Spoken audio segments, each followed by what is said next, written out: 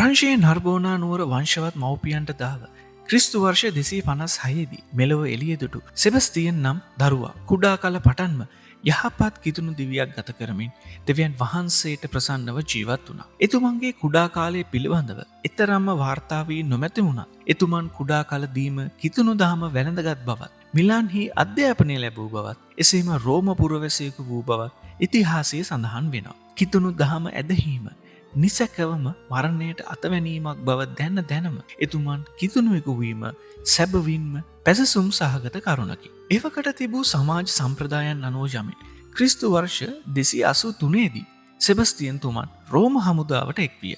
එසේ එක්වී කුඩා කලකින්ම ඩියෝක්ලේෂියන් නම් වූ අධිරාජ්‍යයා එතුමන්ව තමන්ගේ පුද්ගලික ආරක්ෂකයෙක් ලෙස තෝරා ගන්නවා. එබැවින් එතුමන්ට ඉතාලියේ ජීවත් වීමට සිදු වෙනවා. මෙසේ රාජ්‍ය සේවයේ යෙදෙන අතරතුර පවා තම කිතුණු ජීවිතය ජීවත් කරමින් අන් අයව කිතු සමිඳුන් වෙත ගෙන එන්නට එතුමන් නොබේව කටයුතු කරනවා. ජනප්‍රවාදවලට අනුව සෙබස්තියන් තුමා සම්බන්ධ කතාපුවත් කිහිපයක්ම අපට දකින්න ලැබෙනවා. වරක් දේවාචාර්යවරුන් වූ මාර්කුස් මාර්සලියානුස් සොහිරුවන්ව සෙබස්තියන් තුමන් හමුවන විට ඔවුන් මිත්‍යාදේව වන්දනාව ප්‍රතික්ෂේප කර මරණයට තීන්දුව ලැබ සිටියා. සෙබස්තියන් තුමාද ඔවුන් දිරිමත් කර ඉදිතර කිතුණුවන් ලෙස මරණයට මුහුණ දීමට ඔවුන්ව ශක්තිමත් කළා. ඔවුන්ගේ දෙමාපියන් තම පුතුන් දෙදෙනාගේ තීරණය වෙනස් කරන්නට ආවිට සෙබස්තියන් තුමන් ඔවුන්ටද කතා කර ඔවුන්ව ශක්තිමත් කර ඉදිතර ජේසු අනුගාමිකයන් බවට පත් කරනු ලැබුවා. තවත් අවස්ථාවක නීක්‍රෝස් නම් බන්ධනාගාර අධ්‍යක්ෂකවරයාව සත්‍යයාගමට ගෙන එන්නටත් උන්වහන්සේ සමත් වෙනවා. සෝයි නම් වූ ඔහුගේ බිරිඳ ශාපයකට ලක්ව ගොළු බීරිව සිටියේදී කිතුතුමන්ගේ නාමයෙන් යාඥා කර හිස මත කුරුස ලකුණක් ඇඳ ඇයව සුව කරන්නටද සෙබස්තියන් තුමා මැදිහත් වෙනවා. එම සිදුවීම මුළු මහත් සමාජයේ පුරාම පැතිරෙන්නට විය. ඉන් පසුව ඇයද කිතුණුවෙක් වූවාය. එසේම එතුමන් රෝමේ අග්‍රාණ්ඩුකාරයා වූ ක්‍රොමේෂියස් සහ ඔහුගේ පවුලද කිතු සමිඳුන් වෙත ගෙන එන්නට සමත් වෙනවා. එයට හේතු වන්නේ අග්‍රාණ්ඩුකාරවරයාගේ තිබූ බරපතල කකුලේ ආබාධය වෙනුවෙන් දෙවියන් වහන්සේ ඉදිරියේ යාඥා කර පසු ඇදහිය නොහැකි ලෙස ඔහුගේ කකුලේ ආබාධය සුව අතට හැරෙන්න පටන් ගැනීමයි. ඉන් පසුව ක්‍රොමේෂියස් තම තනතුරෙන් ඉවත්ව තමන් සතු වහලුන් පවා නිදස් කළ බව ඉතිහාසයේ සඳහන් වෙනවා. එසේම බොහෝ සිරකරුවන්ද සත්‍යයාගමට ගෙනීමට එතුමන් සමත් වී තිබෙනවා. ඉතින් මේ අතරවාරයේ සෙබස්තියන් තුමන් රෝමේ අධිරාජ්‍යවරයාගේ ආරක්ෂකයන්ගේ ප්‍රධානියා ලෙස උසස්වීමක් ලබන්නද සමත් වෙනවා. එතුමන් මෙසේ රහසය කළ සේවය මිල්ල කළ නොහැකි තරම්.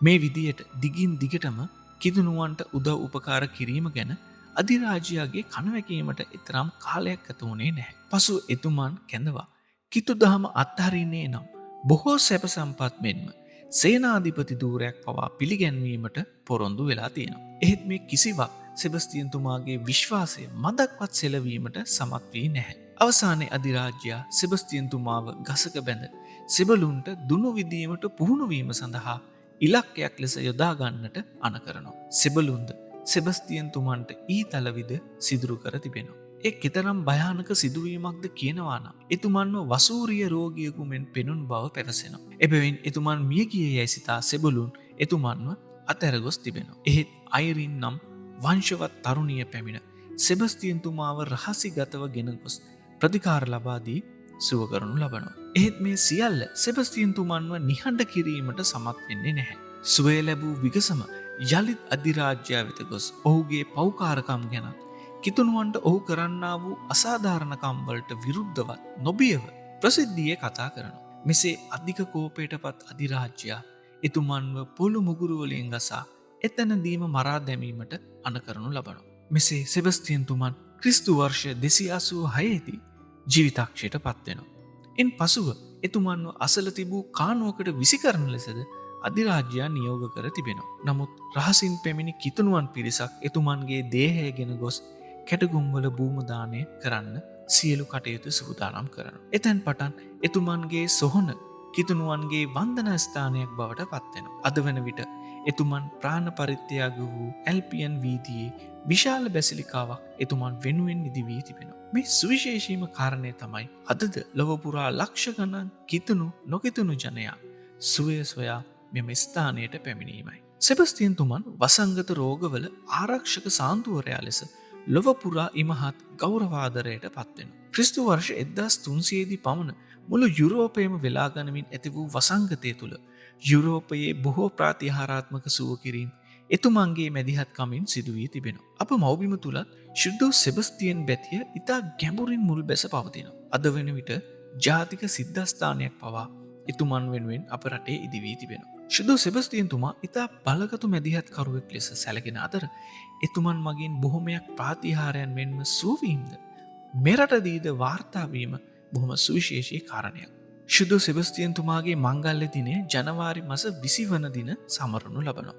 එසේම සෙබස්තියන් තුමන් යුද්ධ සෙබළුන්ගේ මලල ක්‍රීඩකයන්ගේ වගේම දුනුවායින්ගේ ආරක්ෂක සුදුවරයාණන් ලෙසත් සැලකෙනවා. නර්බෝනා නුවර සුවඳෙති කුසුම වූ සුදුවර සෙබස්තියන් මොනිදුන් ලොවපුරා වසංගත රෝගවල නිවාරක සුදුවරයා ලෙස කරුබුහුමන් ලබනවා. එතුමන්ගේ වටිනා ජීවිතාදර්ශය අදද අප සැමට ආලෝකයක්. අපිත් එතුමන් මෙන්ම නොබියව සියල්ලන් කිතු සමදුන් වෙත ගෙනීම. අපගේ ජීවිත තුළින් කිසි සමිඳුන් වෙනුවෙන් ශාක්ෂි දරමු.